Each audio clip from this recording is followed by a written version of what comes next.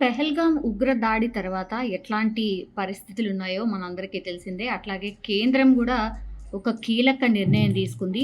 అదేంటి అంటే పాకిస్తాన్‌కి సంబంధించిన పౌరులు ఎవరున్నా సరే, ఏ వీసా ఉన్నా సరే, ఖచ్చితంగా మీరు పాకిస్తాన్‌కి వెళ్ళిపోవాల్సిందే.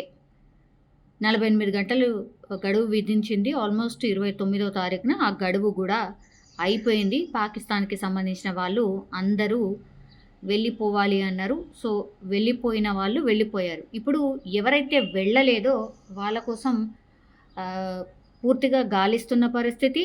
అట్లాగే వీళ్ళ మీద ఇట్లా లీగల్ యాక్షన్ ఏం తీసుకోవాలి అనేది కూడా కొంత ఆలోచన చేస్తున్నటువంటి టైంలో ఇప్పుడు ఒక పాకిస్తాన్ మహిళను రహస్యంగా పెళ్లి చేసుకున్నాడు.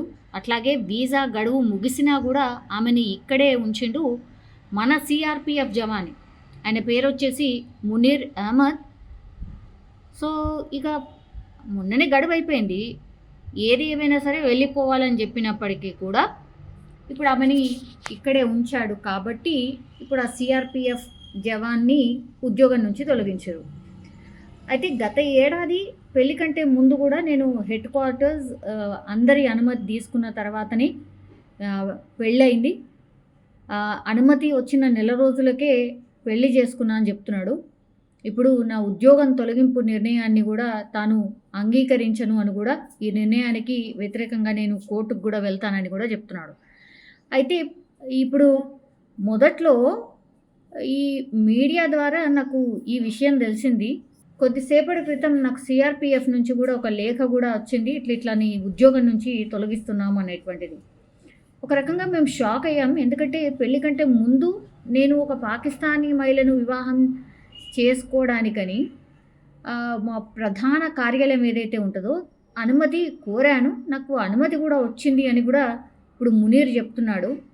కానీ ఈ మునీర్ అహ్మద్ విషయంలో ఇప్పుడు సెంట్రల్ రిజర్వ్ పోలీస్ ఒక స్టేట్మెంట్ కూడా ఇచ్చింది. పాకిస్తాన్ మహిళ మినాల్ ఖాన్ను రహస్యంగా వివాహం చేసుకున్నాడు.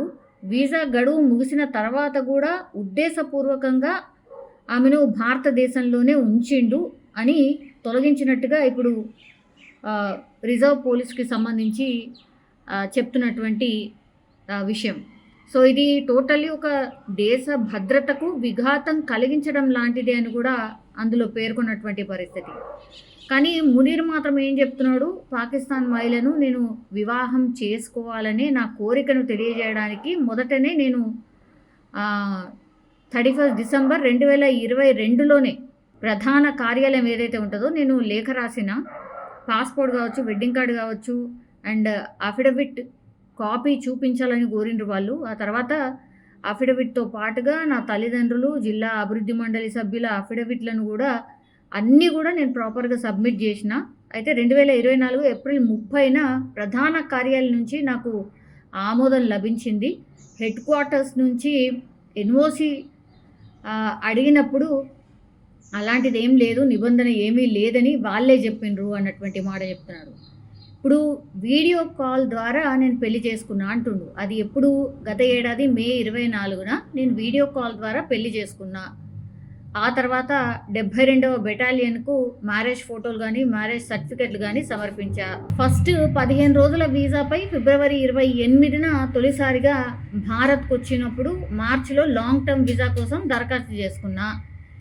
ఇంటర్వ్యూ వంటివన్నీ కూడా నేను పూర్తి చేసేసిన. సో ఇంతలోనే ఇప్పుడు పాకిస్తాన్ వాళ్ళు ఎవరైతే ఉంటారో వాళ్ళందరూ వెళ్ళిపోవాలనేది వచ్చింది.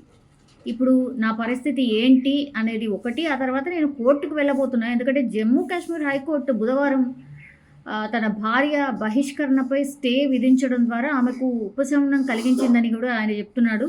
ఈ నిర్ణయంతో తాను సంతృప్తి చెందలేదు.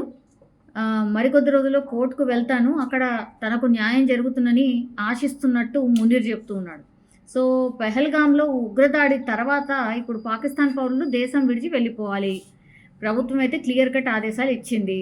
ఇప్పుడు మినాల్ ఖాన్ కావచ్చు, మునీర్ల ఈ ప్రేమ వివాహం ఇప్పుడు వెలుగులోకి వచ్చింది కాబట్టి మరి ఆయనని తొలగించడం అయితే జరిగింది. ఇప్పుడు నెక్స్ట్ ఆయన కోర్టుకి వెళ్తా అంటుండు. మరి కోర్టు అయినా సరే అదే చెప్తుందేమో, అవును కేంద్ర సర్కార్ తీసుకున్నటువంటి నిర్ణయం ఖచ్చితంగా మీరు పంపించాల్సింది, ఆ తర్వాత ఫైట్ చేయాల్సింది అంటుందా, లేకపోతే ఇంకేమంటుందా చూడాల్సిందే. బట్ ఇప్పుడు సిఆర్పిఎఫ్ జవాన్ ఒక పాకిస్తాన్ మహిళను మ్యారేజ్ చేసుకోవడం, ఆ తర్వాత నిబంధనలకు విరుద్ధంగా ఆమెను ఇక్కడే ఉంచడం, ఇప్పుడు ఆయన మీద చర్య తీసుకున్నారు.